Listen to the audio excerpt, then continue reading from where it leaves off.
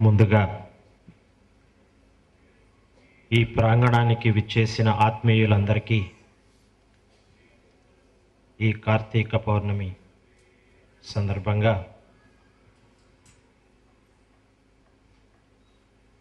విశ్వ చైతన్య వేదిక నుంచి విశ్వాత్మ స్థాయిలో విశ్వస్ఫూర్తిగా ఆశీస్సులను అందచేస్తూ శుభాకాంక్షలను తెలియజేస్తూ ఉన్నాను.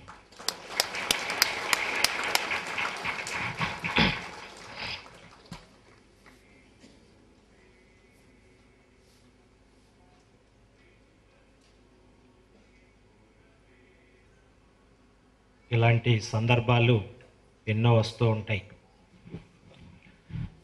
ఆ సందర్భానుసారంగా ఏదో కొంత జ్ఞానాన్ని పొందటం, తద్వారా జీవితంలో మార్పు కోసం ప్రయత్నం చేయడం మనిషిగా కర్తవ్యం.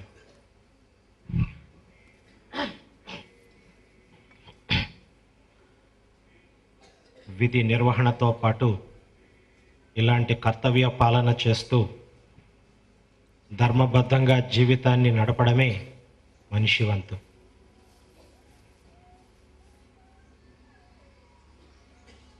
భూగోళం, అందులోని ప్రకృతి, సమశీతోష్ణ వాతావరణ పరిస్థితులు, జీవి ఆవిర్భావానికి అనుకూలంగా ఉండటం, జీవి ఆవిర్భావం, ప్రాణం, జీవి ప్రారంభం, తన పరిణామం, అలా సమాజం, ఇందులో జీవితం,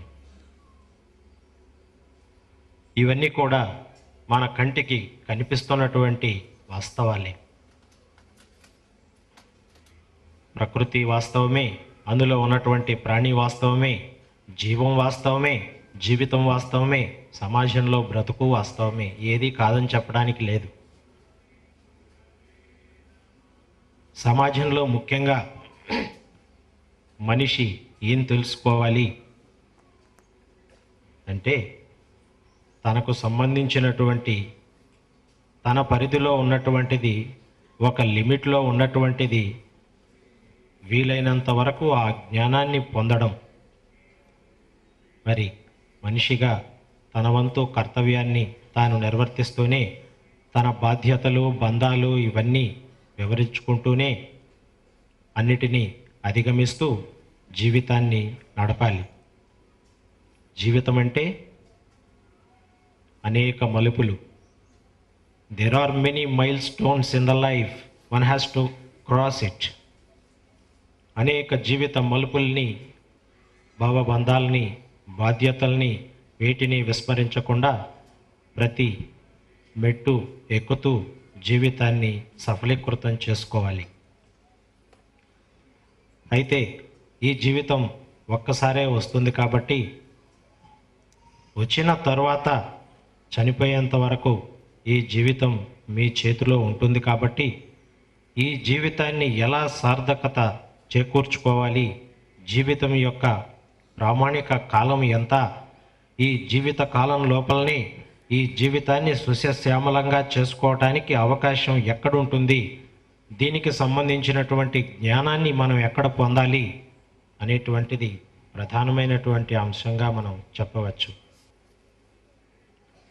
సర్వసాధారణంగా జీవం ఉన్నటువంటి ప్రాణికి పరిణామం తప్పదు. పదార్థ ధర్మంగా చలన ధర్మం ప్రకారం మార్పు చెందుతూనే ఉంటుంది, పరిణామం జరిగి తీరవలసిందే. అలాంటి నేపథ్యంలో మనిషి శారీరకంగా, మానసికంగా పరిణామ స్థితిని పొందవలసిందే, అంటే మార్పును చెందవలసిందే.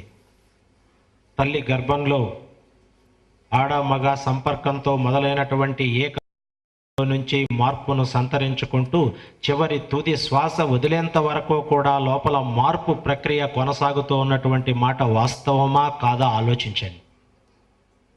కంటికి కనిపిస్తున్నటువంటి వాస్తవం చాలా వరకు కంటికి కనిపించదు కానీ అనిపిస్తుంది అని చాలామంది చెప్తూ ఉంటారు. అలా పెరిగినట్టు అనిపిస్తుంది, నిజమే, వాస్తవం. ఎందుకంటే అందులో సత్యాన్ని చూసేటువంటి స్థాయికి మానవ మేధస్సు, మానవ మెదడు ఆ స్థాయికి ఎదగలేదు. మరి ఇందులో మార్పు వస్తూ ఉన్నది కాబట్టి, మార్పు అన్నది నిత్యం. అనిత్యతగా ఉన్నటువంటిది దృశ్య శరీరంలో నిత్యంగా సత్యంగా అలరారుతున్నటువంటి ఆ విశ్వశక్తి ఇందులో ఉన్నది కాబట్టి, ఈ దృశ్యానికి అదృశ్యం ఆధారం కాబట్టి, అనిత్యతకు నిత్యం ఆధారం కాబట్టి, అందులో ఉన్నటువంటి మానవ జీవి ప్రత్యేకించి ఈ మెదడు ద్వారా సంక్రమణ చెందినటువంటి మానవ జీవి తన జీవితం గురించి, తాను గురించి, మానవుని గురించి, ముఖ్యంగా తన గురించి తానుకు ఏమీ తెలియదనే చెప్పాలి. చాలా వరకు అనుకుంటాడు. సైన్స్ అండ్ టెక్నాలజీ ఇవన్నీ కూడా బాగా పెరిగి ఒక ఉన్నతమైనటువంటి స్థితిలో ఈవేళ సమాజంలో మనిషి స్థానం ఉన్నప్పుడు తన గురించి తనకు తెలిసినది చాలా తక్కువ. ఇందులో సంపూర్ణ జ్ఞానం పొందడానికైతే అవకాశం లేదు, కానీ కొంత స్థాయి వరకు తన గురించి తాను తెలుసుకున్నప్పుడే ఈ జీవితానికి అర్థం ఉంటుంది. మనిషి అంటే జీవితం అంటే ఇందాక అనేక మైల్ స్టోన్స్ అని చెప్పాం, అనేక మలుపులు తిరుగుతూ డిఫరెంట్ స్టేజెస్లో జరుగుతుంది. పుట్టుక దగ్గర నుంచి అనేక దశలను మార్చుకుంటూ చివరి దశ వరకు వెళ్ళిపోయి అలా పదార్థం ఈ కాలగర్భంలో కలిసిపోవటం జరుగుతుంది. అందులో ఉన్నటువంటి ప్రాణం ప్రకృతిలోకి వెళ్ళిపోవడం జరుగుతుంది. మరి మనిషి అంటే మనిషి మనం కంటికి కనిపిస్తున్నది చూస్తున్నటువంటి వాస్తవమే మనిషి.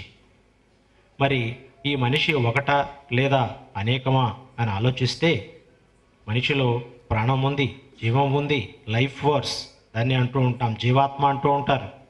ఇది కాకుండా మనస్సు.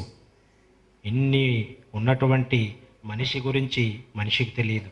ప్రాణం అంటే ఉందంటే ఉందంటాం, లేదంటే లేదంటాం, అంతవరకే మనకు తెలిసింది. ఇంతకీ ప్రాణం అంటే ఇది ఒకసారి ఆలోచించండి. ప్రాణం ఉంది అంటే బతికున్నాడు, జీవంతో ఉన్నాడు, మనిషి అని చెప్తాం. మరి లేదంటే చనిపోయారు, లేదు ప్రాణం లేదు అని చెప్తాం. ఇంతకీ ఆ ప్రాణం అంటే ఏంటి? అందులో ఉన్నదేంటి, లేకపోవడం ఏంటి? మరి ఎక్కడికి వెళ్ళింది, అంతకుముందు ఎక్కడున్నది? వీటిని కూడా ఆలోచించాల్సినటువంటి అవసరం ఉన్నది.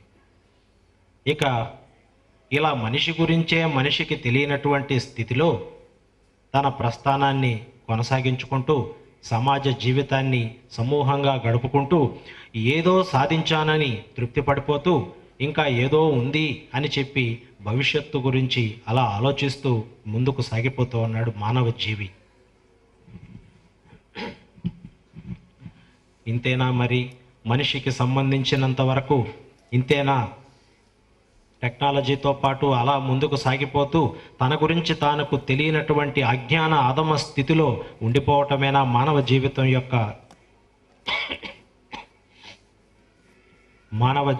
యొక్క గొప్పతనం?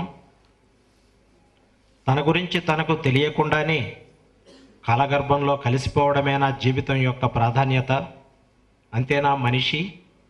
మరి మనిషిగా పుట్టిన తరువాత జన్మతః ఏ తల్లిదండ్రులకు పుడతామో తెలియదు, జన్మ ఎప్పుడు వస్తుందో తెలియదు, ఆడ మగ ఏ బిడ్డ పుడతాడో తెలియదు.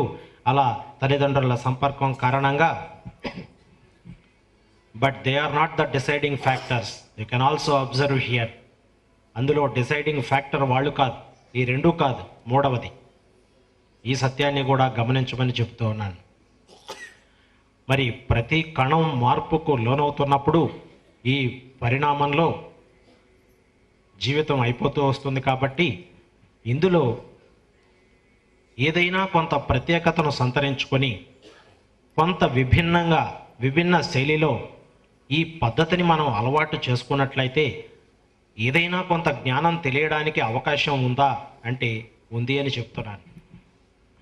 సర్వసాధారణంగా ఫిజిక్స్ అండ్ కెమిస్ట్రీ ప్రిన్సిపల్స్ ప్రకారంగా ఎత్తు నుంచి పల్లానికి నీరు వెళ్ళిపోతూ ఉంటుంది. ఓ సెలయేరో ప్రవాహమో అలా వెళ్ళిపోతూ నిరంతరం తన తుది గమ్యస్థానాన్ని చేరుకుంటుంది.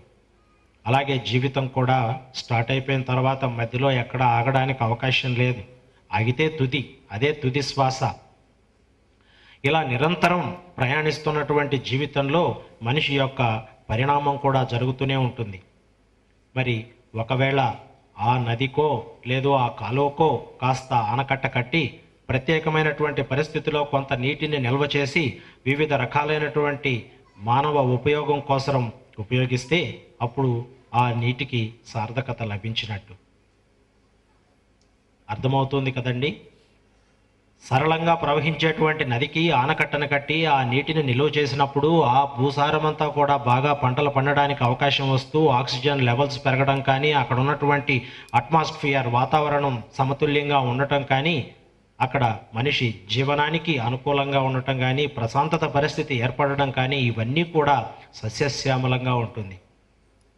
అంటే సరళంగా వెళుతున్నటువంటి నీటికి అడ్డుకట్ట పెట్టి మానవ ఉపయోగం కోసం వివిధ దశలలో టెక్నాలజీని ఉపయోగిస్తూ మానవ మేధస్సును అప్లై చేస్తూ ఒక ఉన్నతమైనటువంటి స్థాయిని, స్థితిని పొందడం, అనుభవించడం, ఆ ఫలితాన్ని రుచి చూడడం.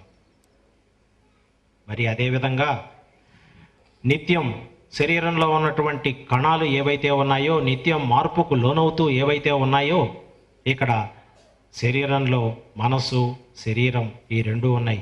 ఈ రెండింటినీ కూడా సర్వసాధారణంగా మనస్సు చిన్నప్పటి నుంచి ఏజ్ అడ్వాన్స్ అయ్యేటప్పటికీ వివిధ దశలలో పెరుగుతూ ఉంటుంది. అందుకే చిన్నపిల్లవాడు ఏదైనా మాట్లాడినప్పుడు చిన్న మనస్తత్వం అండి, చిన్నపిల్లవాడు కదా అంటారు. మధ్య వయసులో ఉన్నప్పుడు యువకుడు కదండి, యువకుడి మనస్తత్వం ఉంది, అది మనం అర్థం చేసుకోవాలి అంటారు. కొంత ఏజ్ వచ్చిన తర్వాత పెద్దరికం అండి, పెద్దరికం మనస్సు ఉంటుంది అంటారు. బాగా ఏజ్ వచ్చిన తర్వాత చాలా పెద్ద మనిషి, అతని మనస్తత్వం కూడా అలాగే ఉంటుంది. దీన్ని ఎవరైనా మారుస్తున్నారా? కాలానుగుణంగా క్రమేపీ పుట్టుక నుంచి చనిపోయేంత వరకు శరీరంలో కానీ, మనస్సులో కానీ వివిధ దశలలో ఆ మార్పు అన్నది కనిపిస్తూ ఉంటుంది. మరి అదే స్థాయిలో తనకు తానుగా మారకుండా మనంగా మార్చడానికి ప్రయత్నిస్తే, తనకు తానుగా మారుతున్నది అన్నది ప్రకృతి సహజ సిద్ధంగా జరుగుతుంది, నార్మల్గానే ఉంటుంది, సర్వసాధారణంగా ఉంటుంది. అలా కాకుండా ప్రత్యేక పరిస్థితిలో మనం ఇంకొక స్థానానికి దాన్ని ఉంచగలిగితే, పెంచగలిగితే దాన్నే మనం ప్రస్థానం అంటాం. అంచెలంచెలుగా ఎదగటం, మనసును అంచెలంచెలుగా ఉన్నత స్థితికి తీసుకెళ్ళడం. ఇందుకే ఈ ప్రస్థాన ధ్యానం అన్నది సర్వసాధారణంగా నార్మల్గా జరిగేది కాకుండా ప్రత్యేకమైనటువంటి పరిస్థితుల్లో ఈ రెండింటిని కలుపుతూ మనస్సుని, అలాగే శరీరంలో ఉన్నటువంటి కణజాలాలని ఈ రెండు సమన్వయతం అంటే దాదాపుగా భౌతికం, ఆధ్యాత్మికం ఈ రెండింటిని కలగలుపుగా సంపూర్ణ జీవితం కోసం అలా ఉన్నత స్థానానికి ప్రస్థానం చేయగలిగితే ఏమవుతుంది? దాన్నే మనం ప్రస్థాన ధ్యానం అంటున్నాం. మనసును అనేక అంచెలంచెలుగా ఉన్నత స్థితికి తీసుకెళ్ళడానికి ఇక్కడ మనం అవకాశం కల్పించాలి. మనం కొంత సాధన చేయాలి. ఆ సాధనే ధ్యానం. ఈ ధ్యానం ద్వారా మనస్సును అంచెలంచెలుగా ఎదిగించడానికి, ప్రస్థానించడానికి ఉపయోగపడుతుంది.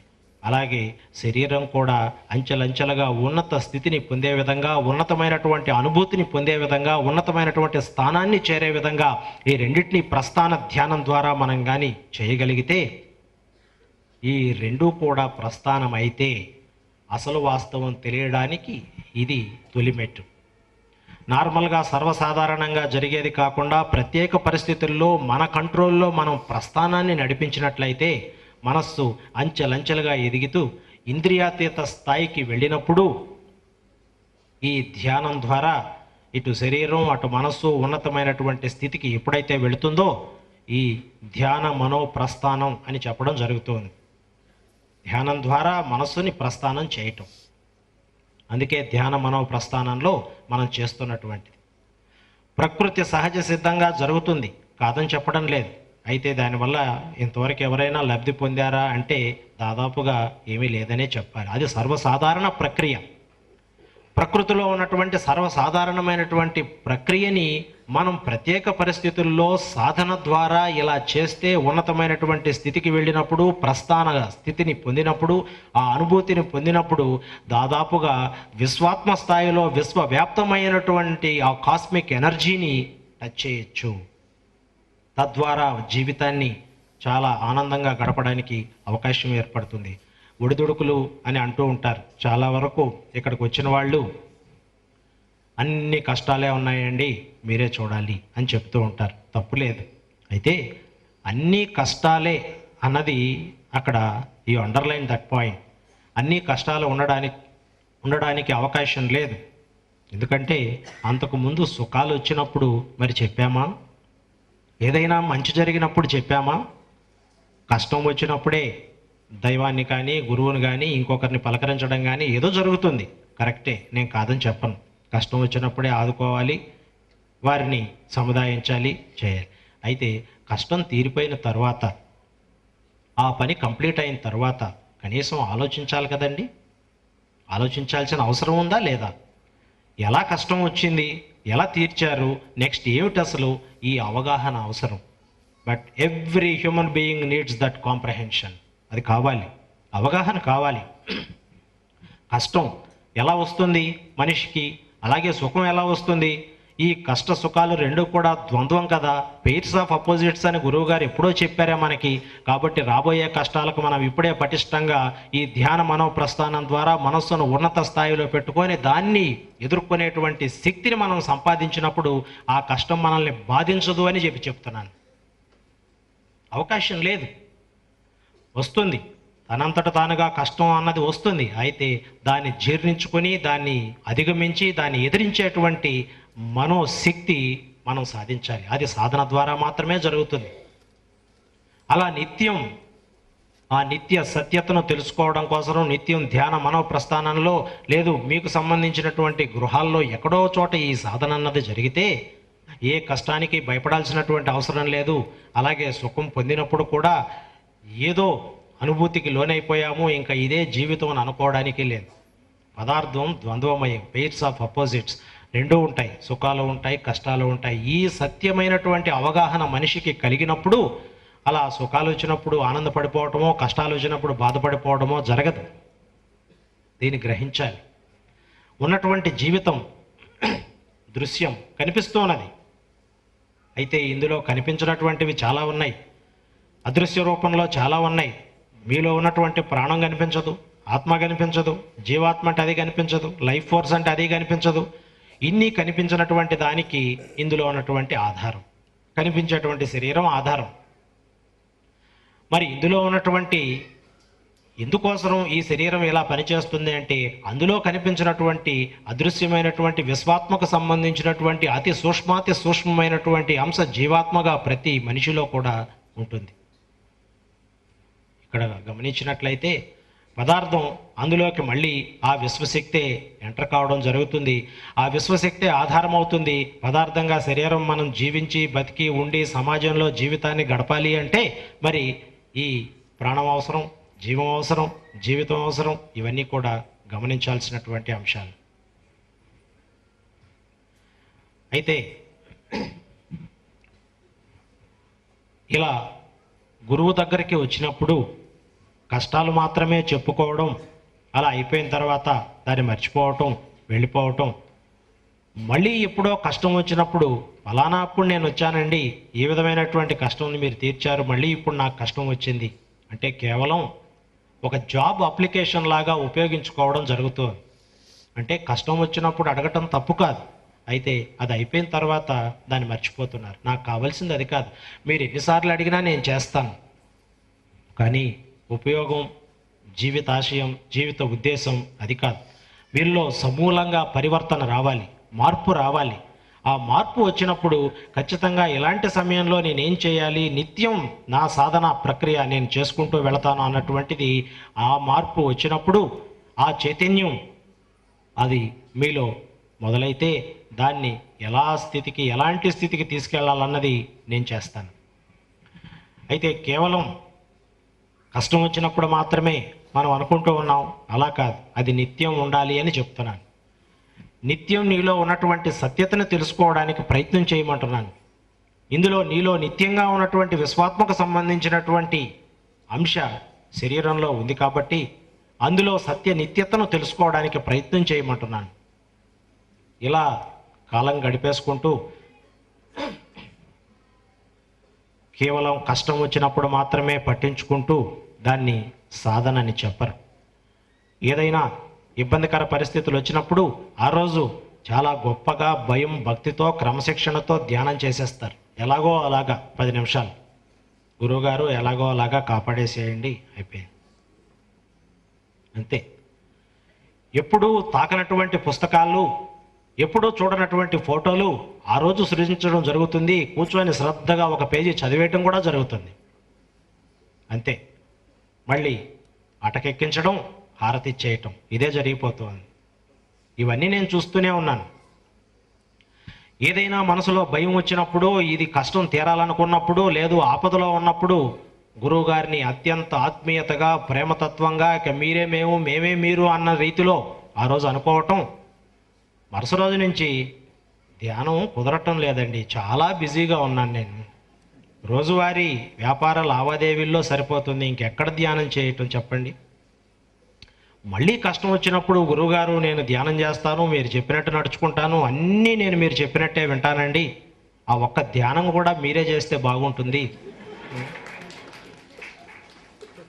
ఎందుకంటే మనసుగా ఉండడం లేదండి. ఆ మనసును మీరే పట్టుకొని మీరే చేసుకుంటే నేను ప్రశాంతంగా ఉంటానండి, ఎలా చెప్తూ ఉంటారు. మీరే ఆలోచించాలి. ఎందుకంటే ఇక్కడ ప్రతి సిస్టంకి మతం ఏదో ఒకటి చెప్తూ ఉంటుంది. ఫలానా కార్యక్రమాలు చేయాలి, ఎలాంటి కర్తవ్య పాలన ఉంటుంది, విధి నిర్వహణ ఉంటుంది, వాస్తవాలు ఎలా ఉంటాయి, బాధ్యతలు ఎలా ఉంటాయని మతం చెప్తూ ఉంటుంది. అయితే ప్రస్తుతం మతం అలా చెప్పడం లేదనుకోండి, అది వేరే విషయం. అయితే ఇక్కడ నేను చెప్తున్నది ఏంటంటే, ఇక్కడ ఒక system, it's a practical philosophy, ప్రస్థాన ధ్యానం, మానవతే ధ్యేయంగా కొనసాగుతున్నటువంటి మిషన్ ఇది. ఇందులోకి వచ్చినప్పుడు సర్వసాధారణమైనటువంటి వ్యక్తిగా ఉండడానికి అవకాశం లేదు. జ్ఞానాన్ని పెంపొందించుకోవడానికి ప్రయత్నించాలి. నిరంతరం ఆ జ్ఞానాన్ని ఎలా పెంచుకోవాలో ప్రయత్నించాలి. వాస్తవాన్ని తెలుసుకోవడానికి ప్రయత్నించాలి.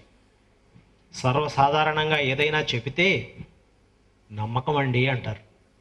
నమ్మకం ఉండాలి, మతం అదే చెప్తుంది, నమ్మకం ఉండాలి. దేవుడు అంటే నమ్మకం ఉండాలి, అంతే. నువ్వు అడగకూడదు.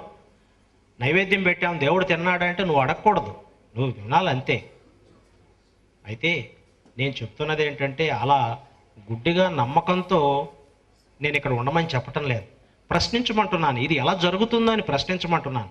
ధ్యానంలో కూర్చోమంటున్నాను. అది ఏం జరుగుతుందో నేను చూపిస్తానని చెప్తున్నాను. చూసేవాళ్ళు చాలామంది ఉన్నారు, మాట్లాడేవాళ్ళు చాలామందే ఉన్నారు. వారందరికీ మరి ఎలా జరుగుతుంది? నాకు కావలసింది తాత్కాలికంగా, టెంపరీగా, ఈ జాబ్ అప్లికేషన్ లాగా ఉద్యోగం కోసం వచ్చాం, ఉద్యోగం ఇచ్చేసాం, ఇక నువ్వు ఉద్యోగం చేసుకో అనేటువంటి తత్వం కాదు ఇది. ఇక్కడ మార్పు రావాలి. నిరంతరం మనిషిగా మారాలి. మానవత్వం ఉన్నటువంటి మనిషి ఆత్మీయత కోణంలో ముందుకు జరగాలి. అలా కొంతమంది జరిగినప్పుడు ఆత్మీయతా సమాజం అప్పుడు ఏర్పడుతుంది. కేవలం జాబ్ అప్లికేషన్ లాగా అప్పటికప్పుడు ఏదో ప్రాబ్లం వచ్చింది కదా, ఇలా ఆ బుర్ర మీద అలా చేయించేసుకొని అయిపోయింది సార్, ఇక నేను బ్రహ్మాండంగా ఉన్నాను, మళ్ళీ మరుసటి రోజు అడిగితే ఏం బాగుందిలేండి సార్, అట్లే ఉంది సార్, ఇలా చెప్తూ ఉంటారు. అది కాదు.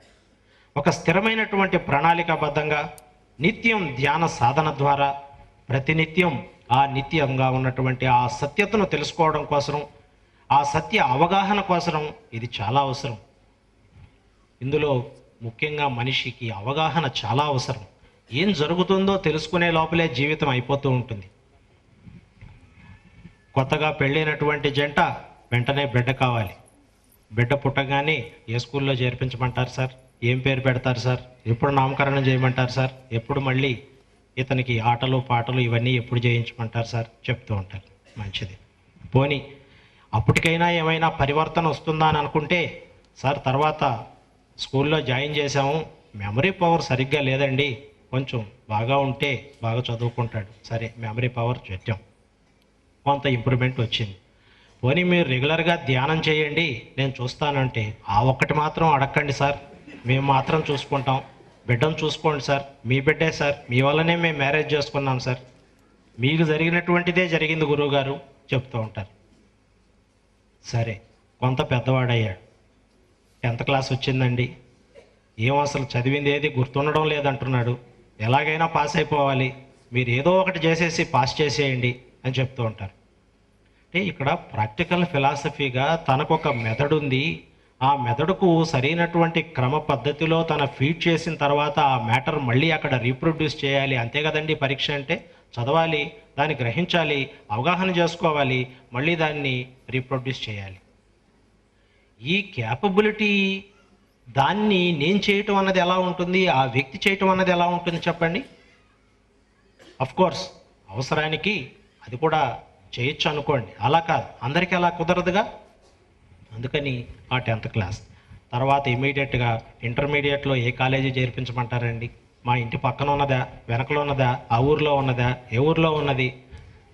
తర్వాత ఎంసెట్ రాస్తున్నాడండి, ర్యాంకు బాగా వచ్చేయాలి మొత్తం. బిడ్డ ఏమో సరిగ్గా చదవడం లేదు కానీ ర్యాంకు మాత్రం బాగా రావాలి. మీరు ఎలాగైనా ర్యాంకు బాగా రావాలి. ర్యాంక్ వచ్చిన తర్వాత ఆ కాలేజీలో చేర్పించమంటారా, ఇంటి దగ్గర ఉన్న కాలేజీలో చేర్పించమంటారా, లేదు సుదూరంగా ఎక్కడికన్నా ఖండాంతరాలు దాటి అమెరికా లాంటి దేశాలకు పంపించమంటారా? సరే మంచిది. పోనీ ఇంతవరకు ఎప్పుడైనా ధ్యానం చేయమని చెప్పారా బిడ్డకి? ఇలాంటిది ఒక మార్గం ఉంది, ఇలాంటిది ఒక మన రిలీజియస్ హ్యూమనిజం మనం స్ఫూర్తి కుటుంబంగా ఈ విధంగా చేస్తూ ఉన్నామే, మన మత ప్రాతిపదికన మనకున్నటువంటిది మానవ సమాజంలో ఏదేదో మతాలు ఏవో చెప్తున్నాయే, మన దాని గురించి బిడ్డకు బోధించారా ఎప్పుడైనా? ధ్యానం చేయమని చెప్పారా? ప్రాణాయామ చేయమని చెప్పారా? దాని యొక్క విలువని చెప్పారా? అది ఎలా జరుగుతుంది, దీనివల్ల ఉపయోగం ఏంటి, నీ జీవితం ఎలా ఉండబోతుంది, నువ్వు ఒక సపరేట్ ఎంటిటీ, నీకంటూ సపరేట్ ఒక బ్రెయిన్ ఉంది, దీనికి సంబంధించినటువంటి అవగాహన ఏనాడైనా కలిగించారా? ఒక్కసారి మీరు ఆలోచించండి. పోనీ మీరు ఆలోచించారా? బిడ్డకు చెప్పడమో లేదు ఇంకొకటి చేయించడమో వెనక సంగతి, మీరు ముందు చేశారా? ఒక్కసారి ఇది కూడా మీరు ఆలోచించండి. ఇక దాని తర్వాత చదువు అయిపోయిందండి, మంచి ఉద్యోగం రావాలి, లక్షల్లో జీతాలు ఉండాలి, ఏం చేస్తారో నాకు తెలియదు, మీ ఇష్టం, అదొక బాధ్యతే. సరే, ఎక్కడో ఉద్యోగం వచ్చింది, బాగానే ఉంది. సార్ మంచి అమ్మాయిని చూసి పెళ్లి చేస్తే కదా గురువుగారు జీవితం ఇలాగే ఎండిపోతుంది కదా, ఒక మంచి అమ్మాయి కోసం వెతకటం, లేదో అబ్బాయి కోసమో వెతకటం, వర్గాల వారు అంతేననుకోండి. అలా చేసిన తర్వాత మ్యారేజ్ అయిన తర్వాత ఏదో చిన్న మనస్పర్ధలు వచ్చాయని అనుకుందాం. గురువుగారు మీరు చేసిన మ్యారేజే, వాళ్ళిద్దరూ ఇలా చేస్తున్నారు. మనిషికి సంబంధించినంత వరకు కొన్ని ఆటుపోట్లు, సర్దుబాట్లు, వాళ్ళకంటూ సపరేట్గా మనస్సు, శరీరం ఇవన్నీ ఉంది కాబట్టి ఈ అవగాహన కలిగితే ఇలా మాట్లాడరు. మీరే చేశారు, ఎలాగైనా సరే ఇప్పుడు మాకు బిడ్డలు కావాలి, మీరే చేయండి, ఏం చేస్తారో మాకు తెలియదు, అంతా మీదే భారం, ఇలా చెప్తూ ఉంటారండి. ఇక్కడికి వచ్చి సర్వసాధారణంగా ఇలా చెప్తూ ఉంటారు. అలా బిడ్డ పుట్టిన తర్వాత మళ్ళీ వాడికి నామకరణం, మళ్ళీ అక్షరాభ్యాసం, దాని తర్వాత మళ్ళీ వాడి చదువులు అది అయిపోతూ మళ్ళీ చివరి దశలో నా దగ్గరకు వచ్చి, గురువుగారండి జీవితంలో అన్ని కష్టాలేనండి, ఏ రోజు సుఖాన్ని అనిపించలేదు, జీవితం అయిపోతూ ఉంది, ఇక్కడ చూస్తే మోకాళ్ళు సరిగ్గా పనిచేయటం లేదు, ఇక నేను ఏం సుఖాలు అనుభవించానండి, ఆ బిడ్డలను చూసుకుంటా ఉందాం, అలా బిడ్డలను ఎత్తుకుందాం అంటే కూడా మోకాళ్ళు వంగనేయట్లేదు, నడుము పట్టేసిందండి, ఇది నా పరిస్థితి అంటారు. చూసారా, మనకు తెలియకుండానే నిత్యం పరిణామం శరీరంలో జరిగిపోతూనే ఉంటుంది. ఒకసారి ఫార్మేషన్ అయిన తర్వాత that has to be reach end, అంటే ఒకసారి సూక్ష్మ స్థితిలో ఉన్నటువంటిది స్థూల రూపం దాల్చాల్సిందే. ప్రకృతిలో ఉన్నది అదే, విశ్వంలో ఉన్నది అదే. From there is a journey to microcosm to macrocosm and it returns from macrocosm to microcosm. ఇది విశ్వంలో ఉన్నటువంటి సూత్రం, సిద్ధాంతం, దీన్ని గ్రహించండి. జీవితంలో కూడా అలాగే జరుగుతుంది. సూక్ష్మ స్థితిలో ఉన్నటువంటిది అండం నుంచి పిండ స్థితికి వెళ్ళి బ్రహ్మాండంగా శరీరం ఏర్పాటు కావటం, తర్వాత శిథిలావస్థలో ఆ ప్రాణం ఎలాగో ప్రకృతిలోకి వెళ్ళిపోవటం, ఇది పంచభూతాల్లో కలిసిపోవటం జరుగుతుంది. ఇదే జీవితం. ఇలా జీవితకాలం అనేకమైనటువంటి కోరికలతో ఇలాంటి వ్యవహారాన్ని మనం నడిపించేస్తూ ఇక తెలుసుకునేది ఎప్పుడండి? బాల్యంలో తెలుసుకోవడానికి అవకాశం లేదు. యవ్వనంలో ఎవరు చెప్పిన మాట మనం వినమనుకోండి, అది వేరే సంగతి. తర్వాత ఏమో మ్యారేజు, భార్య, పిల్లలు, చదువులు ఇవే సరిపోతుంటాయి. మరి ఎప్పుడు తెలుసుకోవాలి? ధ్యాన మనో ప్రస్థానంలో జరిగేటువంటి ప్రస్థాన ధ్యానాన్ని ఎప్పుడు తెలుసుకోవాలి? అసలు మానవత్వం గురించి ఎప్పుడు తెలియాలి? మనిషి గురించి ఎప్పుడు తెలియాలి? ఆత్మీయత గురించి ఎప్పుడు తెలియాలి? విశ్వస్ఫూర్తి ఆత్మీయత సమాజాన్ని ఎప్పుడు స్థాపించాలి? ఆలోచించండి. సమయం జరిగిపోతూనే ఉంటుంది, ప్రతి ఒక్కటి జరిగిపోతూనే ఉంటుంది. నిత్యం మనం అనుకున్నటువంటి కొన్ని కార్యక్రమాలకు కరెక్ట్గా అటెండ్ అవుతూ ఉంటాం మనం. అయితే ధ్యానం దగ్గరకు వచ్చేటప్పటికి మాత్రం అనేకమైనటువంటి శరీరం సహకరించలేదండి, లేదు మనసు సరిగ్గా ఉండటం లేదండి, పోనీ అన్నీ ఇచ్చాం, పోనీ ధ్యానం చేస్తారా? సార్ కంఫర్ట్గా ఉంది, ఇప్పుడు కళ్ళు మూసుకొని కూర్చుంటే ఎలా సార్? అనుభవించాలి కదండి. మీరు అన్నీ ఇచ్చారు, అన్నీ కంఫర్టబుల్గా ఉంది, ఇప్పుడు మరి కళ్ళు మూసుకొని నేను కూర్చుంటే ఎప్పుడు అనుభవించాలి? ఈ ఇంద్రియాలకి ఆ ఆనందాన్ని ఎప్పుడు నేను పంచిపెట్టాలి? కష్టం ఉన్నప్పుడు కళ్ళు మూసుకొని కూర్చుంటే ఎవరు చేస్తారండి? బాధ్యతలు, బరువులు అని అన్నారు. కంఫర్ట్ ఇచ్చిన తర్వాత ఇప్పుడు నేను అనుభవించాలి కదా, ఇప్పుడు ఎలా కళ్ళు మూసుకొని కూర్చోమంటారు అని అంటున్నారు. ఇప్పుడు ఎప్పుడు చేయాలి మరి? ఇది మిమ్మల్ని మీరే ప్రశ్నించుకోవాల్సినటువంటి అంశం. ప్రశ్నించుకోవాలి. ఎందుకంటే ప్రశ్నించినప్పుడే మార్పుకు శ్రీకారం చుట్టబడుతుంది. ప్రశ్నించకపోతే మార్పుకు అవకాశం లేదు, అలాగే ఉంటాం. అందుకే ఇందాక ప్రసంగంలో తెలియగానే చెప్పాను, ఒక ఎత్తు ప్రదేశం నుంచి ఏటవాలుగా నీరు వెళ్ళిపోతున్నప్పుడు సర్వసాధారణంగా దానికి మానవ మేధస్సుతో ఒక ఆనకట్ట కట్టి రకరకాలైనటువంటి ఉపయోగాలని మనం చేసుకోవచ్చు. అలాగే జీవిత ప్రస్థానంలో ఈ ధ్యాన మనో ప్రస్థానం అన్నది మనం కొనసాగించినట్లయితే ఉన్నత స్థితికి అంచెలంచెలుగా ఎదగడానికి అవకాశం ఏర్పడుతుంది. అప్పుడు మనం ఉన్నతంగా ఆలోచించడానికి, ఉన్నతమైనటువంటి మనస్సే ఉన్నతంగా మారుతున్నప్పుడు, ఆ మనస్సే ఇంద్రియాతీతమైనప్పుడు శరీరంలో చేసేటువంటి ప్రతి వ్యాపార లావాదేవీ, శరీరంలో ఏది జరుగుతుందో అనబాలిజం, మెటబాలిజం, కెటబాలిజం, ఏ బాలిజం తీసుకున్నప్పటికీ కూడా పవిత్రంగా జరుగుతుంది, ప్రస్థాన దిశలోగా ఉంటుంది. ఎక్కడ ఇబ్బంది ఉండడానికి అవకాశం లేదు. మరి దీన్ని ఎందుకు విస్మరిస్తున్నారో ఆలోచించండి. కళ్ళ ముందు ఉన్నది, కాన్సెప్ట్ ఉన్నది. ఇక్కడ ధ్యానమనో ప్రస్థానంలో మనం వివరణ తీసుకున్నాం, అవగాహన చేసుకున్నాం, మనస్సును ఉన్నతమైనటువంటి స్థితికి తీసుకెళ్ళడానికి ప్రయత్నం చేయమంటున్నాం. అంతేగాని మీకు ఇవన్నీ కావాలి అంటే మీ ప్లాట్లో లేదు, మీకు ఉన్నటువంటి ఆస్తిపాస్తులు ఇవ్వమని ఎవరు అడగటం లేదు కదండి. నాకు వాటి మీద వ్యామోహం లేదు, నాకంటూ ఎవరు లేరు. అంటే అఫ్కోర్స్ ఆత్మీయత స్థానంలో చూస్తే అందరూ నా వారే, అది వేరే సంగతి. అయితే ఇక్కడ ఎవరు ఏం అడగటం లేదు, ఏమి ఖర్చు పెట్టాల్సినటువంటి అవసరం లేదు, కేవలం మార్పును మాత్రమే కోరుకుంటున్నాం. అది జరిగినటువంటిది ఈ ప్రత్యేకమైనటువంటి పరిస్థితిలో చేసేటువంటి ప్రస్థాన ధ్యానం వలన పొందినటువంటి ఫలితాన్ని 10 మందికి చెప్పమంటున్నాం. నా వరకు నాకు బాగానే అర్థమైందండి గురువు గారు, ఇంకొకరికి నేను ఎలా చెప్పాలి? చెప్తే ఏమన్నా అనుకుంటారేమో. చాలామంది ఫోటో చూపించడానికి కూడా మొహమాటం ఎక్కువ అండి, ఏమన్నా అనుకుంటారేమో. ఎందుకంటే మీరు ఈ గురువుగారిని కొలుస్తున్నారా, ఆహా అలా నవ్వుతారనమాట. ఎందుకంటే ఏం తెలుసు వాళ్ళకి? తెలిసిందేం లేదు. అందులో ఇక్కడ ఒక మూఢనమ్మకమో లేదు మూఢాచారమో కాదు, ప్రాక్టికల్గా సత్యంగా ఇక్కడ జరుగుతున్నటువంటి వాస్తవాన్ని అర్థం చేసుకోవడానికి ప్రయత్నించాలి. మరి ఈ స్థాయిలో ఉన్నప్పుడు మనం పొందినటువంటి ఫలితాన్ని 10 మందికి చెప్పడానికి ఎందుకు సంశయిస్తున్నారో నాకైతే అర్థం కావడం లేదు. మనం లబ్ధి పొందాం, లెట్ ద అదర్స్. ఎందుకంటే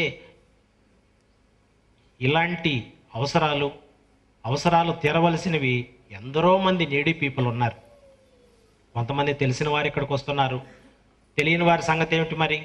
మరి నాకంటూ నా ఉద్దేశంలో ఇది అందరికీ అందాలి. అప్పుడే ఆత్మీయత సమాజం ఎంతమందికైనా ఇవ్వడానికి శక్తి ఉన్నది. ఎంతమంది ఏ టైంలో ఏది అడిగినా నేను చేస్తూనే ఉన్నాను. మాట ఇస్తే ఎటువంటి పరిస్థితుల్లో తప్పడం అన్నది జరగదు, అది చాలామందికి తెలుసు ఈ విశ్వ చైతన్య ప్రాంగణంలో.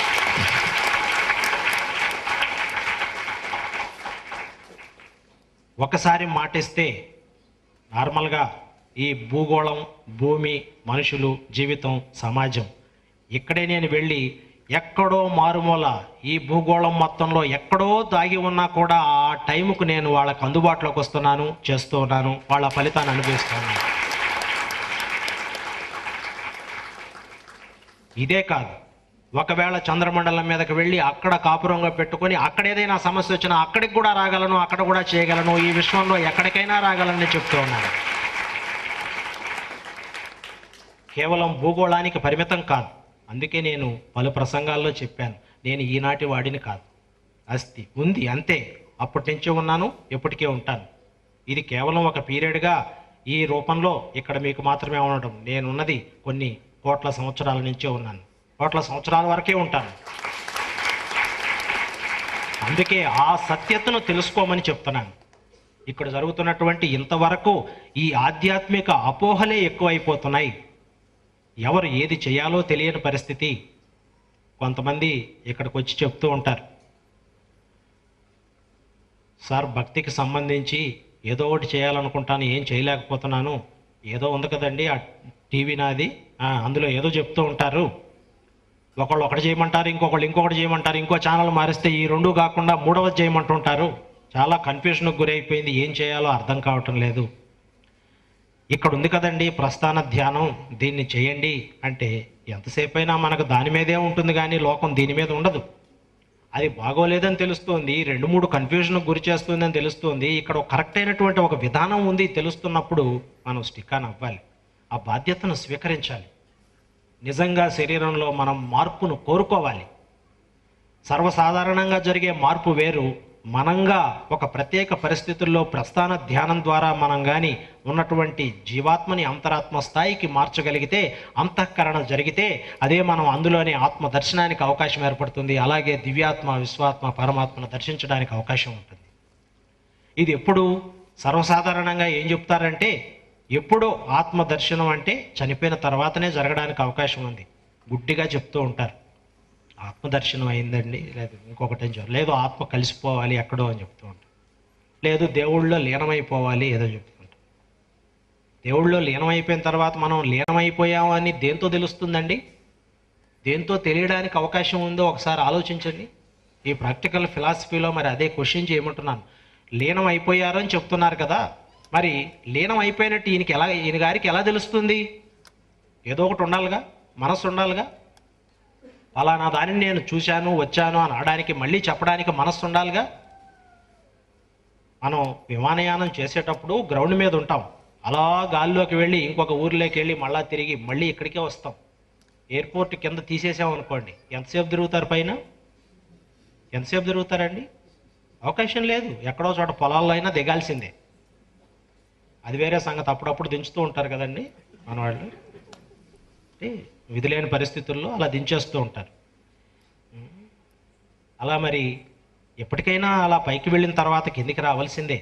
అందుకే అంతఃకరణ ద్వారా మనస్సుని ప్రస్థాన దిశలో మనం ఆత్మను దర్శించవచ్చు, విశ్వాత్మని దర్శించవచ్చు.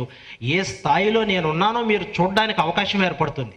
ఏ స్థాయిలో నుంచి నేను సలహాలు, మీకు ఈ సందేహాలు తీరుస్తున్నానో, సలహాలు ఇస్తున్నానో, లేదు ఈ వ్యాధి కారకాలు ఏవైతే ఉన్నాయో వాటిని ఎలా కంట్రోల్ చేస్తూ ఉన్నానో, ఈ స్థాయిని చూడాలి అంటే ధ్యానంతోనే సాధ్యం. ఒకరు చెప్తే అవకాశం లేదు, ఇండివిజువల్గా జరగాల్సిందే, ఎవరికి వారే. ఇలా నిత్యం ఈ సత్యాన్ని లోపల ఉంచుకొని మనం ఎక్కడికో పరుగులు తీస్తూ ఉంటాం. ఏదైనా చాలామంది పెద్ద పెద్ద పండితులు చెప్తూ ఉంటారు, ఏం చేస్తారంటే సత్యాన్వేషణ చేస్తున్నామండి అని చెప్తూ ఉంటారు. సత్యాన్ని అన్వేషణ చేయటం ఏమిటండి? సర్వత్రా నిండి ఉన్నటువంటి సత్యాన్ని కొత్తగా వెతకాలనా? పొరపాటున తెలియకుండా సత్యాన్వేషణ అనేటువంటి పదం వాడతారు. అవగాహన చేసుకోవాలి కానీ అన్వేషణ కాదు. అన్వేషణ వెతకడం ఎక్కడుందని వెతుకుతాం? అంత సర్వత్రా నిండి ఉన్నటువంటి దాన్ని ఎక్కడని వెతుకుతారు? మరి సత్య అవగాహన కావాలి. సర్వత్రా నిండి ఉన్నదేంటి, అందులో మనిషి ఏమిటి, మనిషిలో ఉన్నదేంటి, మనిషి ఏ స్థాయికి ఎదగచ్చు, ఉన్నతమైనటువంటి దశకు వెళ్ళి మళ్ళీ సాధారణ స్థితిలో జీవితం మనసు ద్వారా. అన్నిటికీ ప్రధానమైనది మనసు కాబట్టి ఆత్మస్థాయిలో ఆత్మను దర్శించి, విశ్వాత్మ స్థాయిలో విశ్వాత్మను దర్శించి కూడా తిరిగి ఈ శరీరంలోకి వచ్చి నార్మల్గా సాధారణ శరీర క్రియలు జరుపుకుంటూ సర్వసాధారణమైన జీవితాన్ని గడపటం అనేది ఉన్నత స్థితిలో ఉంటుంది. నార్మల్గా కాకుండా ఉన్నతమైనటువంటి దిశలో ఉంటుంది. ఉన్నతమైనటువంటి భావాలు ఉంటాయి, ఉన్నతమైనటువంటి అనుభూతి పొందుతారు, ఉన్నతమైనటువంటి ఫలితాలు వస్తాయి. ఆ ఫలితాల ప్రకారం జీవితం బ్రహ్మాండంగా మారడానికి అవకాశం ఏర్పడుతుంది. మరి అలా చేయాలే తప్పనిస్తే ఏదో ఒకటప్పుడు ఉపన్యాసాలు, ఈ గురువులు, బాబాలు, ఈ జరుగుతున్నవన్నీ ఇవే జరుగుతున్నాయి. దాదాపుగా మూర్ఖత్వమైనటువంటి ఛాందస భావాలే ఈరోజు కూడా సమాజాన్ని చుట్టుముడుతూ ఉన్నాయి. ఈరోజు కూడా ఎప్పుడో అనాథ కాలంలో జరిగినటువంటి ఆచారాలు, మూఢాచారాలు ఈరోజు కూడా మనిషిని మృగ్యం చేస్తూ ఉన్నాయి. ఇది అవసరమా? ఒక్కసారి ఆలోచించండి. మనం ఎక్కడున్నాం? Where we are, who am I? ఈ క్వశ్చన్స్ అవసరం. నేను ఎవరిని? నేను ఎక్కడున్నాను? అసలు ఈ భూగోళం మీద ఇక్కడ కొంతకాలం నేను చేయగలిగింది ఏంటి? నేను సాధించగలిగింది ఏంటి? సాధించేసిన దాని గురించి ఎక్కువ ఆలోచించాల్సిన అవసరం లేదు. ఇక ఏం సాధించాలో చూస్తే చాలు. అదేవిధంగా ఎప్పుడో పాత ప్రామాణిక గ్రంథాలే మనకు ప్రామాణికమైతే నవసమాజం ఎప్పుడు ముందుకెళ్ళాలి? నవసమాజానికి కొత్త ఉండాలి, కొత్త ప్రామాణికాలు ఉండాలి. ఆ ప్రామాణికాలను దశానిర్దేశం చేసేటువంటి శక్తి, స్థాయి మనిషి మెదడుకు ఉంది. మరి ఈ విధమైనటువంటి పరిస్థితుల్లో మనిషిని మార్పు కోరుకోవాలి. మనంతట మనగా నేను మారాలి. మారాలి అన్నప్పుడు అవగాహన కావాలి. అందుకే దాదాపుగా 30 పైచలకు పుస్తకాలు కూడా రాయడం జరిగింది. అన్నీ రాశాను. సర్వంగా ఏమీ తెలియనటువంటి ఒక అజ్ఞాని కూడా ఉన్నతమైనటువంటి స్థితిలో తన జ్ఞానిగా మారడానికి ఆ పుస్తకాలే చాలు ఇక్కడ ఉన్నటువంటి ప్రచురణలు. అందుకే ఎంతసేపు గురువుగారు ధ్యానం చేయమంటారు కదా, నాకు కుదరటం లేదు కదా అంటే కనీసం పుస్తకాలు చదివితే ఏంటో అవగాహన అవుతుంది. కొంత మేరకు ఒక 50% అనుభూతి లేకపోయినా కొంతవరకు జ్ఞానాన్ని పొందితే, ఒక రకంగా చెప్పాలి అంటే జ్ఞానమే మోక్షం అన్నాం. ఆ విధంగా మోక్ష స్థితిని పొందడానికి కూడా అవకాశం ఉంది కదా. నువ్వు జ్ఞానం వచ్చి మోక్షం పొందాను అని చెప్పి మళ్ళా మనసు ద్వారానే తెలియాల్సినటువంటి అవసరం ఉంది. మరి అలాంటి అవకాశం ఉన్నప్పుడు, ఇన్ని పుస్తకాల్లో ఇన్ని రాసినప్పుడు కనీసం రోజుకు ఒక్క పేజీ చదివినా ఇంతవరకు ఈ 30 ప్రచురణలు కంప్లీట్ అయి ఉంటాయేమో.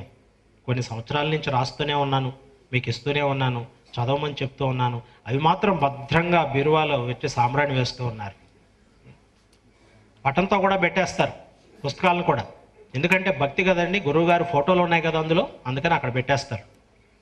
ఎప్పుడంటే అప్పుడు తాకచ్చా, అయ్యో పరిశుభ్రంగా లేదండి ఈరోజు ఇప్పుడు తాకకూడదు, పటంతో పాటు అలాగే ఉంటుంది. చదవచ్చా ఇప్పుడు, ఈ టైంలో చదవకూడదేమో, వెంటనే చెప్తుంది లోపల నుంచి, అదో వద్దు ఇదొద్దు ఇంకేదైనా చూడు, కాసేపు టీవీ చూడు, రిలాక్స్ అవ్వు, అలా బజార్కి వెళ్ళరా, అంతేగాని దీన్ని మాత్రం చదవద్దు. అలా ఎంతో జ్ఞానం, ఎంతో సంపద అందులోనే ఉంది. అది చదివితే కూడా చాలు. చాలా వరకు it elevates your neuron status in the brain. It elevates. ఎప్పుడైతే ఉన్నతమైనటువంటి స్థితికి వస్తామో ఉన్నతమైనటువంటి ఆలోచనలు వస్తాయి, ఉన్నతమైనటువంటి భావాలు వస్తాయి. మనసే ఉన్నతంగా మారినప్పుడు అది చెడు చేయడానికి అవకాశం ఎక్కడుందండి? చెడు చేయడానికి అవకాశం లేదు, మనం చేయడానికి అవకాశం లేదు. అందుకని చెప్పి ఈ ప్రచురణలు ప్లస్ ఈ చేసేటువంటి యాక్టివిటీ మీడియం విధానం ద్వారా ఇంతవరకు జరగనటువంటిది ఇది పలుమార్లు మీకు చెప్పాను. కొత్త వారు కూడా ఉన్నారు కాబట్టి మరి వారికి కూడా తెలియాల్సినటువంటి అవసరం ఉంది కాబట్టి ఈ మీడియం విధానం ఎలా చేస్తున్నది ఇవన్నీ కూడా పుస్తకాల్లో రాశాను, చెప్పాను. నేను ఎక్కడో సుదూరంగా ఉంటాను, ఇక్కడ మాట్లాడుతూ ఉంటాను ఈ వ్యక్తులకు వచ్చి. అందుకే చాలా వరకు కొంతమంది కన్ఫ్యూజ్ అవుతారని అప్పుడప్పుడు నేను చెప్తుంటాను, నేనే విశ్వస్ఫూర్తిని మాట్లాడుతున్నాను అని. అప్పటికైనా అర్థం చేసుకోవాలి. చాలామంది అనుకుంటూ ఉంటారు పక్కన ఫోటోలో ఉన్నది ఒకటి, ఇక్కడ ఎవరో కుర్రాడు కూర్చున్నాడు, ఇక ఆయన ఏం మాట్లాడుతుంటారులే, అసలు ఏంటో అర్థం కాలేదన్నట్టు ఉంటుంది. అందుకనే చెప్తుంటాను ప్రసంగంలో నేనే విశ్వస్ఫూర్తిని నేనే మాట్లాడుతున్నాను అని. మరి వీటిని గ్రహించి ఇంతవరకు జరగనటువంటిది కళ్ళ ముందు కనిపిస్తూ ఉన్నది, ఇది కాదనడానికి లేదు. కాదనగలరా పోనీ ఒకసారి ఆలోచించండి. మరి సమస్యలకు పరిష్కారం ఎలా లభిస్తుంది? ఇవన్నీ చూస్తున్నప్పుడు, మనం ప్రత్యక్షంగా అనుభవిస్తున్నప్పుడు వాటిని 10 మందికి చెప్పాల్సినటువంటి అవసరం, ఆవశ్యకత ఉంది. అది ఒక బాధ్యతగా స్వీకరిస్తే బాగుంటుందేమో అని మనసులో అనిపించింది. మీరు ఒక బాధ్యతగా స్వీకరించాలి. ఎందుకంటే మీలో ఒక జీవితకాలంలో మార్పు వచ్చినప్పుడు, మీ సమస్యలన్నీ నేను బాధ్యతగా తీసుకున్నప్పుడు ఈ రకమైనది 10 మందికి మనం అందజేయాలి, మనం పొందిన లబ్ధి 10 మంది పొందాలన్నటువంటి బాధ్యతను మీరు స్వీకరించాలి అని చెప్తున్నాను. 10 మందికి తెలియచేయండి. మీరు పొందినటువంటి లబ్ధి 10 మంది పొందడానికి అవకాశం ఇవ్వండి. మీరు పొందినటువంటి అనుభూతి 10 మంది పొందడానికి అవకాశం ఇవ్వండి. Let also be enjoy the spiritual status. మనం ఒక్కళ్ళమే చూసాం, మనమే ఎక్కడ బ్లెస్సింగ్ తీసుకున్నాం, మనమే, ఇంకెవరు ఎక్కడన్నా పోని మనకు అనవసరం. మరి ఆత్మీయత సమాజంలో అది దానికి స్థానం లేదు. అందరూ సమానమే. నా స్థాయిలో నాకు అందరూ సమానమే. ఎవరో ఇక్కడ నా దగ్గరకు వచ్చిన వాళ్ళు, లేదు పదే నా దగ్గరకు వస్తున్నటువంటి వాళ్ళు గొప్ప, వాళ్ళు నాకు చాలా దగ్గర అనుకుంటే తప్పు. ఎక్కడో సుదూరంగా ఉన్నటువంటి, నన్ను ఎప్పుడూ చూడనటువంటి వారు కూడా సహాయాన్ని అర్థించినప్పుడు నేను వెళుతూనే ఉన్నాను, చేస్తూనే ఉన్నాను. నన్ను చూడకుండా ఉన్నటువంటి వాళ్ళకు కూడా.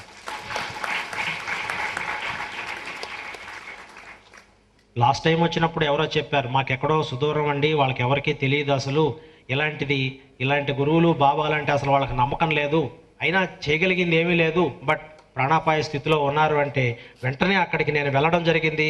మతాలకు అతీతంగా వీటికి ఏనికి ఆలోచించకుండా అక్కడ ఏదో చేయాల్సింది చేశాను. Now they are happy. మరి తెలియదు, ఎవరికీ తెలియదు. నా దగ్గరికి వచ్చి చెప్పినటువంటి వ్యక్తికి మాత్రమే తెలుసు. పొరపాటుని ఇప్పుడు ఆ వ్యక్తి ఫలానా కారణంగా జరిగింది అన్నాడు అనుకోండి, ఆ లబ్ధి పొందిన వ్యక్తి కూడా ఏమో లేబ్బా అది ఎలాగో జరిగిందిలే, ఇలాంటి పరిస్థితే కనిపిస్తుంది. ఇక్కడ ఉన్నారుగా ప్రత్యక్ష సాక్షి, ఎవరు ఎలా చెప్పారు, ఎలా జరిగింది అన్నది. నాకు పొగడతలు కానీ ఇంకొకటి కానీ నాకు అవసరం లేదు. నా స్థాయిలో నాకు ఇవన్నీ కూడా ఏమీ సర్వసాధారణం, నాకు అసలు అవసరం కూడా లేదు. ఏదో ఆస్తిపాస్తులో నేను బాగా ఉండాలనో లేదు ఇంకొక రకంగానో నాకు ఎటువంటివి అవసరం లేదు.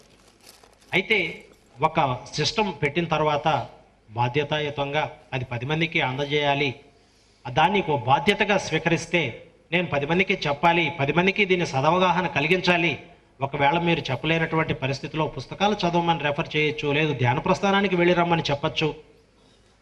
ఈ మధ్య కాలంలో మీకు తెలుసో తెలియదో కేవలం మీడియం వస్తేనే ఇక్కడ మనకు సలహాలు అవి వస్తాయి, లేకపోతే మన సమస్యలకు పరిష్కారం వస్తాయి అని అనుకుంటుంటే పొరపాటే. నేను లేనప్పుడు కూడా ధ్యానం మనో ప్రస్థానంలో నా సీటు దగ్గరకు వచ్చి చాలామంది చెప్తూ ఉంటారు. అన్నీ వింటూనే ఉన్నాను, మీరు చెప్పేవన్నీ వింటూనే ఉన్నాను, మీకు అందిస్తూనే ఉన్నాను. మీడియం ఉన్నా లేకపోయినా, నేను నేరుగా ఉన్నా లేకపోయినా, ఎక్కడ ఎవరైనా ఆ డెడికేషన్తో ఎక్కడో సుదూరంగా ఉన్న ధ్యానమనో ప్రస్థానికి రాలేనటువంటి పరిస్థితిలో ఉన్న, ఎక్కడో మీరు సుదూర ప్రాంతంలో ఉన్న డెడికేషన్తో కూర్చోండి. డెడికేషన్తో కూర్చొని గురువుగారు ఇది నా పరిస్థితి ఎలా ఉంది, ఐ నీడ్ హెల్ప్ అడగండి, నేను వస్తాను, ఖచ్చితంగా వస్తాను, అక్కడ రుజువు కూడా చూపిస్తాను.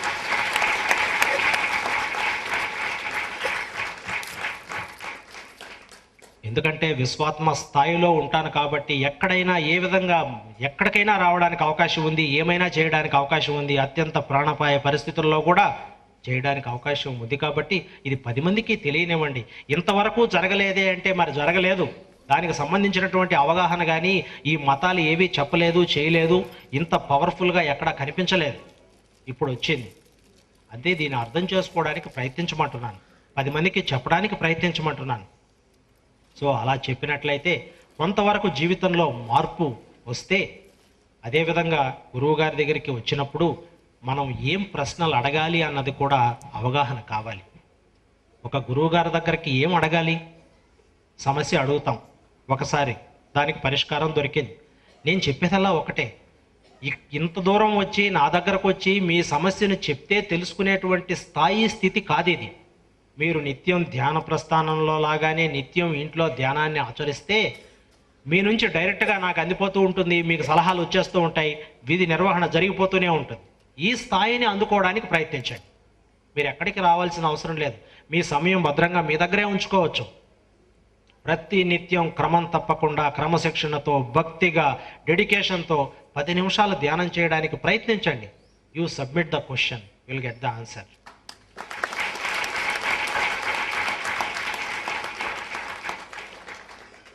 ఇర్రెస్పెక్టివ్ ఆఫ్ ప్లేస్, ఇక్కడే కాదు ఎక్కడైనా సరే భూమి మీద ఏ మూలైనా కూర్చోండి, 10 నిమిషాలు ధ్యానం చేయండి.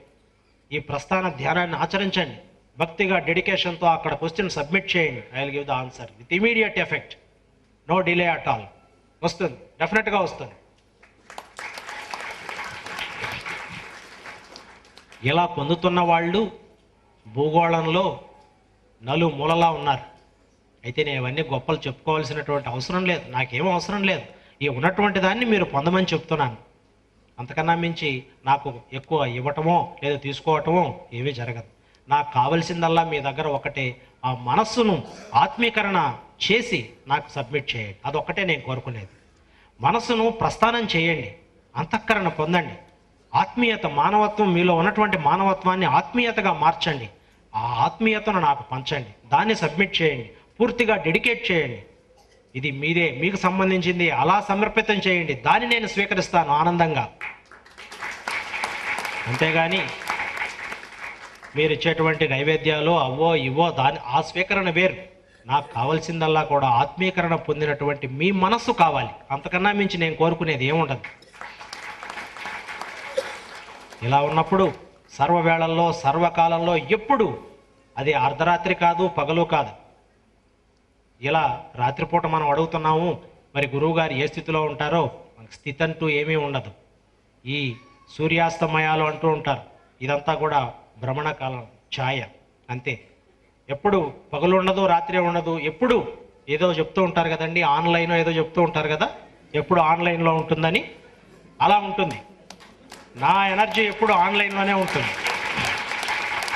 ఇది స్టాప్ అవ్వడం అంటూ జరగదు.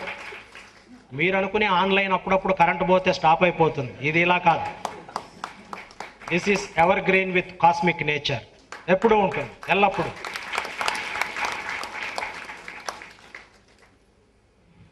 మరి ఏదో సందర్భం వచ్చినప్పుడు ఇలా చెప్పినప్పుడు బాగా మోటివేట్ అవుతారు.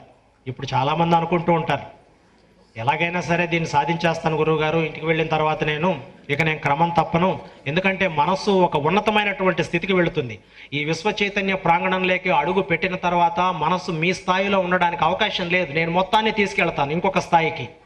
అందుకని చెప్పి ఉవ్విళ్ళూరిపోతూ ఉంటారు.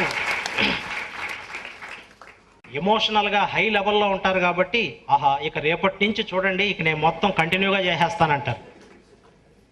ఇక్కడ ఉన్నంత వరకు బాగానే ఉంటుంది, ఇంటికి వెళ్ళిన తర్వాత ప్రసాదం తీసుకున్న తర్వాత రేపు ఉదయాన్నే మెడిటేషన్లు వేద్దామంటే, అబ్బా మళ్ళీ శరీరం సహకరించడం లేదు గురువుగారు. ఈ ప్రాంగణంలో ఉన్నప్పుడు చాలా బ్రహ్మాండంగానే ఉంటుంది. అయితే నేను చెప్తున్నది, మీ శరీరాన్ని ఈ ప్రాంగణంలో మార్చుకోవడానికి ప్రయత్నించండి, నేను సహాయం చేస్తాను, సహకరిస్తానని నేను చెప్తున్నాను. ప్రతి శరీరము ధ్యానమనో ప్రస్థానం కావాలి, అందులో ఈ యాక్టివిటీ జరగాలి. ధ్యానమనో ప్రస్థానం అని సపరేట్గా ప్రాంగణంలో మనం ఎంత అనుభూతిని పొందుతున్నామో, ప్రతి శరీరాన్ని ధ్యానమనో ప్రస్థానంగా మార్చండి. ఆ మార్పుకు శ్రీకారం చుట్టండి. ఆ ధ్యానమనో ప్రస్థానంగా శరీరం మారినప్పుడు, అక్కడ మీరు ఆహ్వానించినప్పుడు, ఆ మనస్సు అంతఃకరణ పొందినప్పుడు, ఆ మంచి ప్రస్థాన స్థితికి ఉన్నప్పుడు, ఆ పీఠం మీద నేను కూర్చుంటాను, నేను ఇస్తాను సలహాలు, మీకు ఏం కావాలో నేను ఇస్తాను. ఆ మనోపీఠం మీద ఎప్పుడు నేనుంటానో మీరు తప్పు చేయడానికి అవకాశం లేదు, అన్నీ కరెక్ట్గానే జరుగుతాయి. మీరు ఇంకొకరిని బాధించడమో లేదు, అవమానించడమో లేదు, ఇంకొక రకంగానో జరగడానికి అవకాశం లేదు. ఎందుకంటే మీ మనోపీఠంలో ఉన్నది మీరు కాదు, నేను. అందుకని ఈ ధ్యాన మనో ప్రస్థానంలో ఎంత పవిత్రంగా విశ్వ చైతన్య వేదికలో మీరు పొందేటువంటి అనుభూతి శరీరంలో పొందడానికి అవకాశం కలగచేసుకోవడానికి ప్రయత్నం చేయండి. ఇంత పవిత్రత శరీరానికి ఆపాదించండి. నేనే వచ్చి కూర్చుంటాను, కేవలం ధ్యాన మనో ప్రస్థానంలోనే ఉండను, మీ మనోపీఠంలోనే ఉంటాను. ఎప్పుడు అడిగినా మీ మనస్సుకు నేను ఎలా చెప్పాలో చెప్తూ ఉంటాను, ఏం చేయాలో చేయిస్తూ ఉంటాను. అప్పుడు మీకు వచ్చేటువంటి ఆలోచనలు, మీ అనుభూతులు, జీవన సరళి, జీవన శైలి, జీవితం మొత్తం మారిపోతుంది. అది నిజమైనటువంటి సార్థకత. జీవితం వచ్చినందుకు, ప్రకృతిలో జీవిగా మనం పుట్టినందుకు, జీవితం గడుపుతున్నందుకు, ఈ జీవితానికి సంబంధించినటువంటి సార్థకత అప్పుడు జరుగుతుంది. అంతేగాని ఏదో కొన్ని గ్రంథాలు పెట్టుకొని పవిత్రత వాళ్ళకుంది వీళ్ళకుంది అంటే మనకున్నది ఎప్పుడు, అది ఆలోచించండి. ఎవరికో ఉన్నది రాశారు గ్రంథంలో, okay, it's all right, we are not going to comment on that. The only thing is when you are going to start the change. నీలో మార్పు ఎప్పుడు వస్తుంది, నువ్వు ఆ స్థాయికి ఎప్పుడు ఎదుగుతావు. అందరూ సమానమే, ప్రకృతిలో ఎవ్వరికి ఏది అతీతమైనటువంటిది లేదు, అందరూ సమానమే. అందరూ సమానం అనుకున్నప్పుడు మరి ఆ స్థాయికి ఎలా ఎదగాలో ప్రయత్నం చేయండి. ఈ ధ్యాన మనోప్రస్థానంలో ఉన్నటువంటి ప్రస్థాన ధ్యానం ద్వారా మనిషి మెదడులో ఉన్నటువంటి న్యూరాన్ స్టేటస్సే మారుతుంది అని గతంలో కూడా చెప్పాను నేను. న్యూరాన్ స్టేటస్నే మనం మార్చొచ్చు. ఒకవేళ జెనెటిక్గా తల్లిదండ్రుల దగ్గర నుంచి ప్రకృతి పరంగా ఎన్విరాన్మెంట్ ఈ రెండు సమన్వయంతో ఉన్నప్పటికీ ఒక స్థాయిలో ఉండిపోయి ఉంటే న్యూరాన్ స్థితి గతులనే మార్చగలిగినటువంటి శక్తి ప్రస్థాన ధ్యానానికి ఉంది.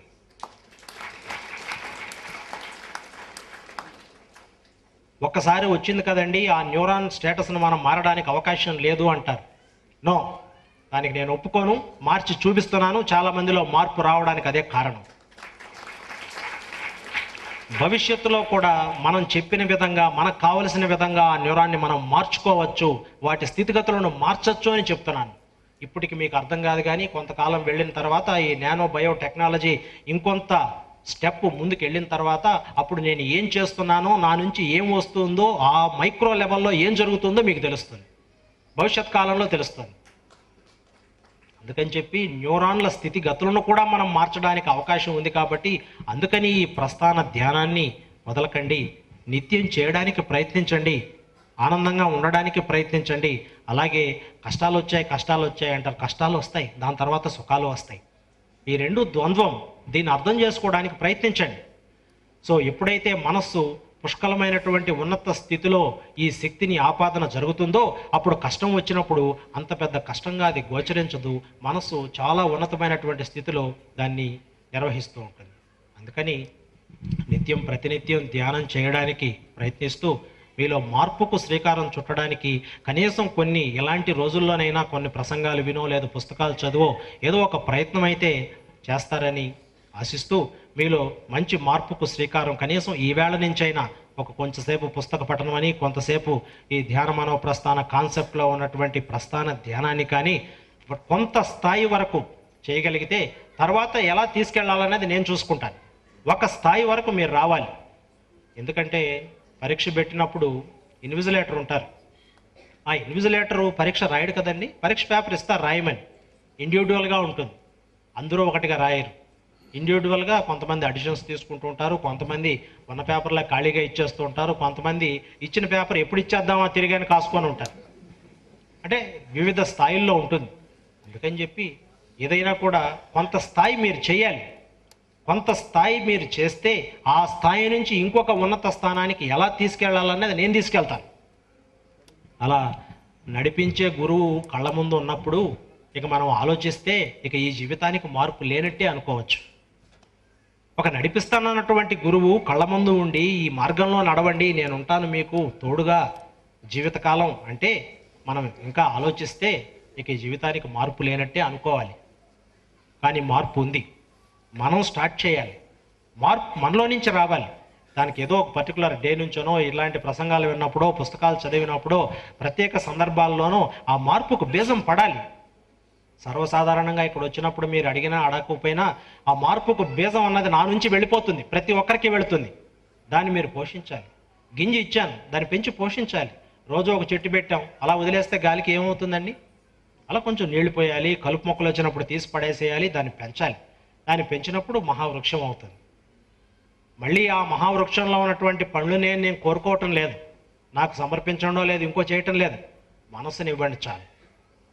అది కూడా ప్రస్థాన ధ్యానం ద్వారా ఉన్నత స్థితి పొందినటువంటి మనసును సమర్పణ చేస్తే దాన్ని నేను ఆనందంగా స్వీకరిస్తాను, ఆత్మీయతతో తీసుకుంటాను. కాబట్టి వీటన్నిటిని దృష్టిలో పెట్టుకొని ఇకనైనా ప్రత్యేక సందర్భాల్లోనో ఎప్పుడో ఒకప్పుడు ఇలాంటి సందర్భాల్లో కాస్త ఈ ధ్యాన మనో ప్రస్థానంలో జరిగేటువంటి కాన్సెప్ట్ ద్వారా మనం కొంతైనా మార్పుకు శ్రీకారం చుట్టాలి, కొంత మనలో మార్పు రావాలి అన్నటువంటిది అనుకుంటారని, అలాగే ఆచరిస్తారని ఆశిస్తూ మరొకసారి కార్తీక పౌర్ణమి శుభాకాంక్షలు తెలియజేస్తూ సెలవు.